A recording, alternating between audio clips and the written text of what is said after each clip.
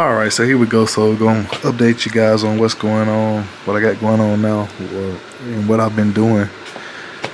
So, still working on the car.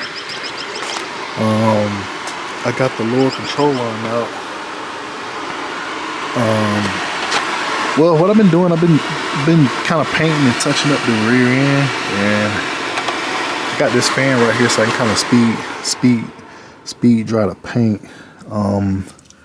So I broke the pressure washer out earlier to basically get all the dirt and grime off the rear end housing. So pretty much that seemed like that's what's kind of taking me the longest to get that kind of cleaned up. I'm not trying to get it perfect, but trying to just get it a little bit better than what it was, because it had some patches of dirt on there and stuff like that, and just a whole bunch of grime from over the years.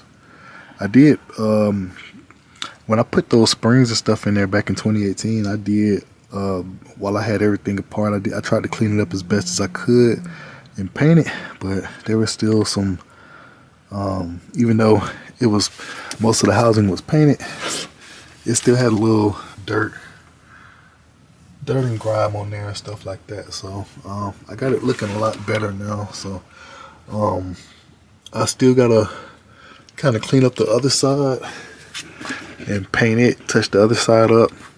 So this right here is the passenger side of the car. The driver's side, I still got a little bit of work to do over there, but I do got the bushing over there, and that's what the control arm looks like on that bushing. So now that this stuff is almost dry, I'm gonna go ahead and put the upgraded lower control arm in there. Before I put that control arm in there, I'm gonna get the new ones out, match them up, and kind of compare them side by side. So a lot of the debris you see is like a lot of the dust and stuff from just me hitting this housing with the wire wheel and stuff. So I got it pretty much close to smooth. I still got a little bit of stuff to knock off on this side before I paint this side up. But before I also paint this side up, I'm gonna get this control arm out of the way. So I'm gonna go ahead and get the other side together, and I still gotta put that bushing in. I gotta put the bushing in on that side over there, which is not gonna take me that long.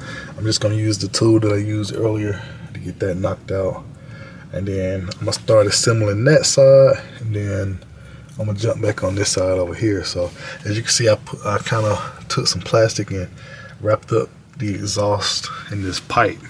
That way when I'm spraying, you know what I'm saying, I can kind of just don't worry about getting a whole bunch of overspray everywhere. So that's why I did that. I do got to put some plastic on this quarter panel here, just to kind of protect that a little bit like I did the other side. All right, so you can see the upgraded control arms here from Sphon Performance that I'm gonna be using for the lowers. Like these right here, they fully boxed. They real nice and sturdy. They got these polyurethane bushings.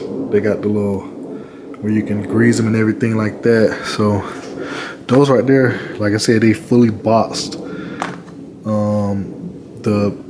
The metal is a lot like thicker and stronger over the stock ones. So these right here are gonna be a pretty nice upgrade over what was right here. So this one right here, like of course these bushings, these rubber bushings are all cracked up and worn out and all that stuff. So but this right here is pretty much a comparison. So you can see they're pretty much the same length and everything like that. But you can kind of see, so one of the weaknesses is like right here. So this thing is, you can see how it's made. It's kind of like open and hollow in the middle and stuff like that. So pretty much the job of this thing is just to hold the rear end in place, but you can get a lot of flex and a lot of what they call deflection. Basically that's like side to side movement, back and forth and twisting. All right, so if you guys are going to be installing a sway bar, you want to go to their website and get their hardware kit for the sway bar. So that's just something I seen. They're just saying if you that's also what the instructions say. I'm not running a sway bar in the rear. Maybe I can add one later. The car didn't come with one from the factory, but I know some cars. I know a lot of the Caprices came with the sway bar, or it just maybe if it was I guess some of the 4-doors, if it was like a police package, they probably had sway bar and stuff like that. But my car didn't come with a sway bar. But I showed you guys this hardware here. So this right here is the hardware from Sphon Performance. This is actually that's like one of the first things I ordered from them was the upper control arm bolts when I did the suspension work.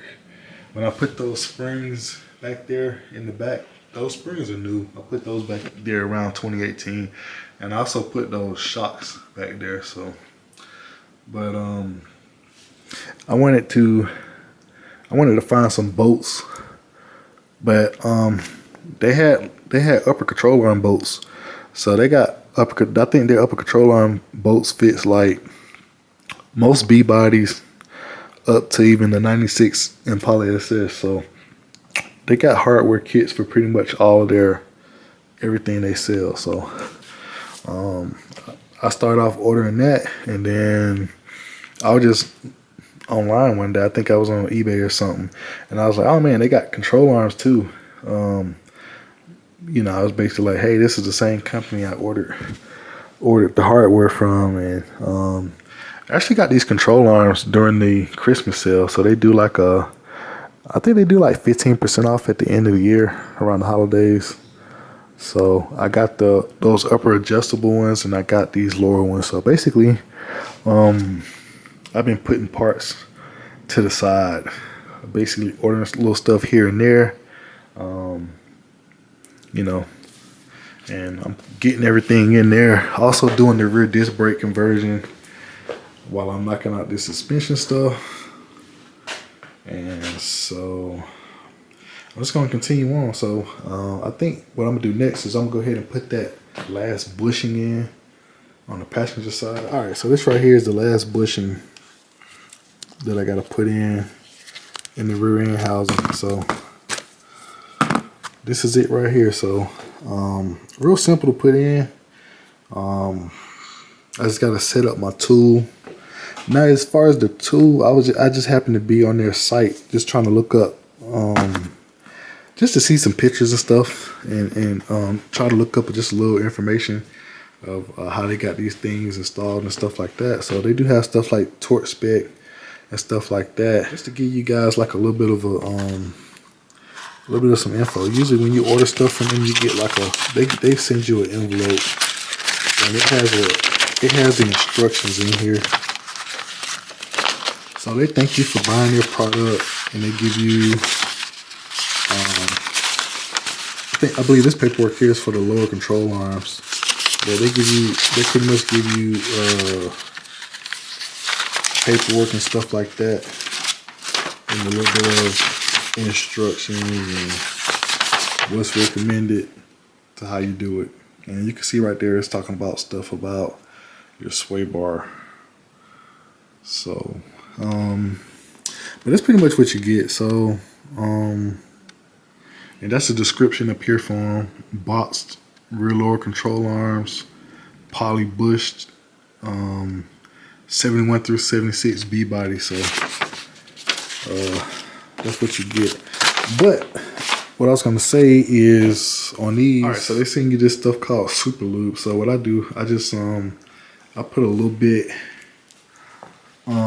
around the housing, and I think they want you to put like a little bit inside of there too.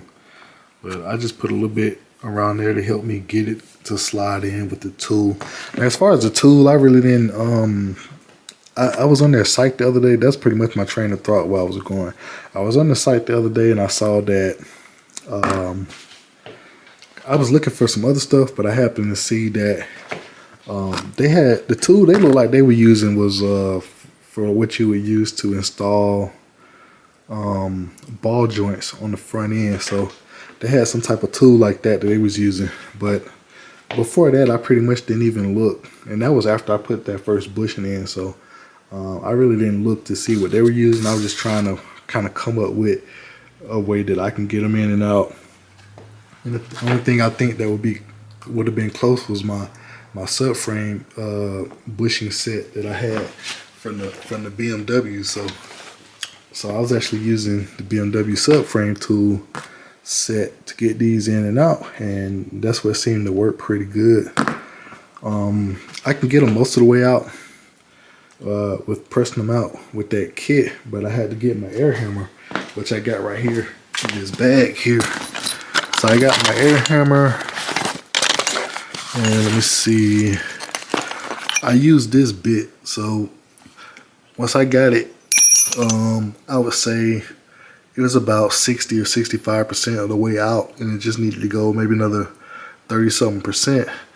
I kind of got it out most of the way with that bushing tool, and then I put this right here because, as you can see, these things have like a little bit of they got like a little bit of a lip on them.